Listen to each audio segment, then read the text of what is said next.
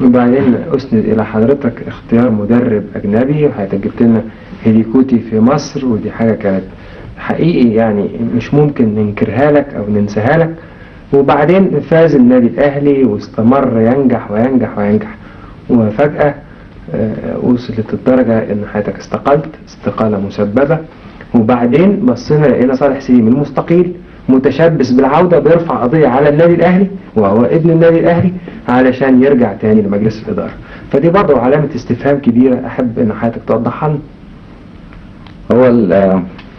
هو الحقيقة لازم نبتدي بقى من حتة تانية. يعني أنا فعلا استقلت واستقالة مسببة. وعلى فكرة أنا استقالتي ما هياش بسبب إذاعة مباراة الأهلي والزمالك كما كتب هذا الكلام في هذا الوقت، كتب وكما أشيع كذبا، وأنا بقول كذبا لأنه ده مش الحقيقة. والغرض من إشاعة هذا الكلام معروف طبعا، ولكن الحقيقة ان انا لقيت ان في النادي الاهلي في رئيس النادي الاهلي بيتصرف تصرفات وبياخذ قرارات لوحده بدون الرجوع للنادي الاهلي لمجلس ادارة النادي الاهلي.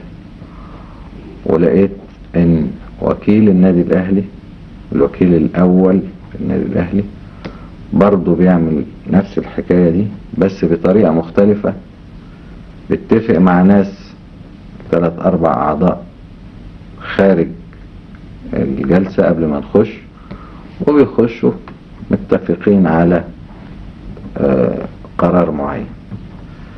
والحقيقة هذا هو السبب اللي خلاني أقدم استقالتي، لأن ما كانش ممكن أن أنا أستمر مع ناس بتعمل بالطريقة دي.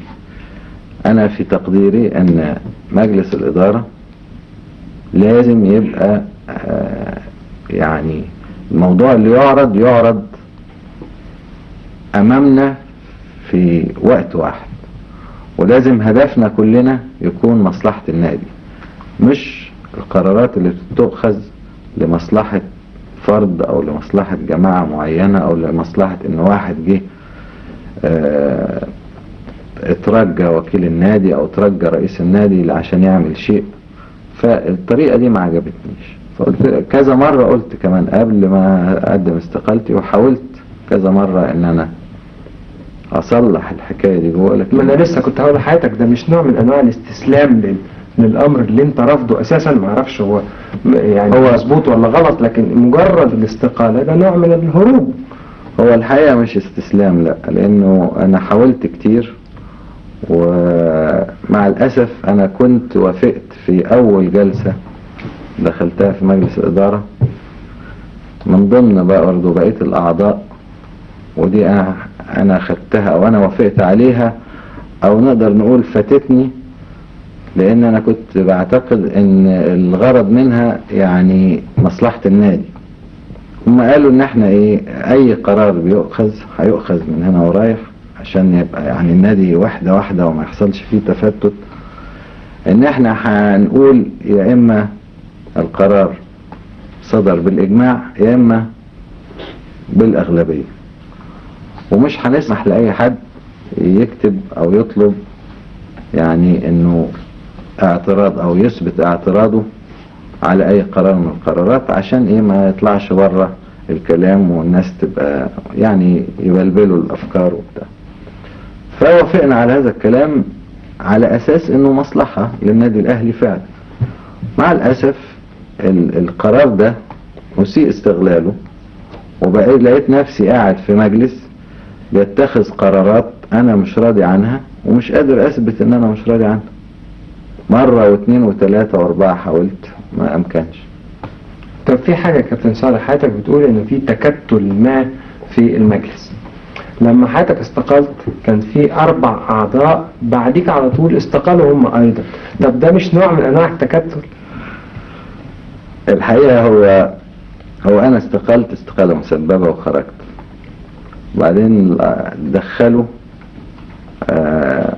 الأخ ممدوح عبد الحكيم اللي هو يلي في الأصوات يليني في الأصوات، في حين ان ده برضو حسب لائحة النادي مفروض ان الاستقالة بتاعتي المسببة تعرض على جمعية عمومية غير عادية للبت فيها، لان انا بطعن في المجلس، في رئيس المجلس وفي وكيل النادي، فما يصحش ان هذا المجلس هو اللي يحكم بقبول استقالتي او عدم قبولها، لان عضو مجلس الادارة اللي بيقدم استقالة مسببة يجب ان تنظر امام جمعية عمومية غير عادية.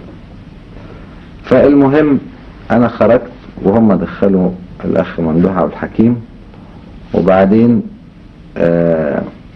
لسبب غير مفهوم، ويمكن لأول مرة في تاريخ النادي الأهلي انه احد الاعضاء يطلب اعادة تشكيل المجلس من جديد، اللي هي التشكيلات الداخلية، يعني المكتب التنفيذي والأمانة الصندوق. ده مين يا كابتن صالح؟ الاول رئيس النادي قال ان في واحد عضو عايز ان احنا نغير، وما رضيش يقول على اسمه، وبعدين قال على اسمه اللي هو طلعت عبد الحميد. فحاجة غريبة جدا، النادي عمره ما عمل الحكاية دي.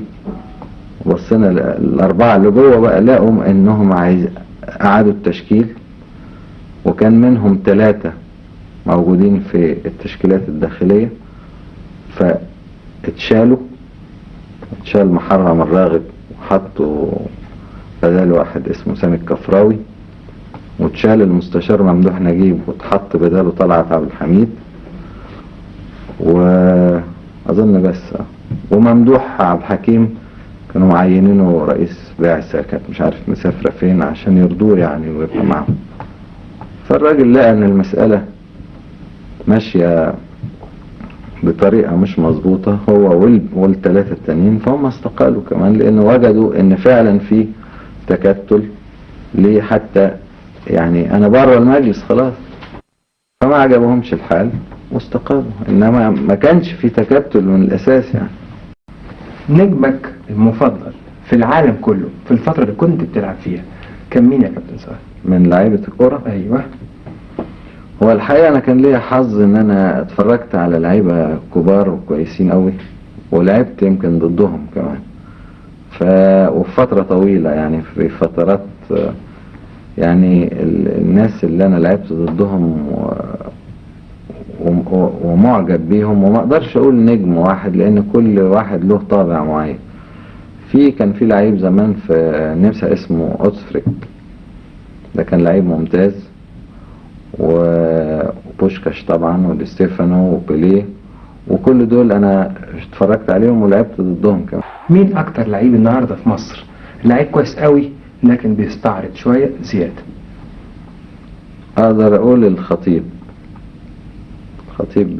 بيزود، يعني لو قلل من احتفاظه بالكرة واتمرن كويس وبقى فت، اعتقد ان الخطيب يبقى له شأن اخر في الملاعب، يعني يبقى له اسم كبير قوي، بس لازم يبقى فت نمرة 1، ويبطل الاحتفاظ بالكرة ويلعب بطريقة جماعية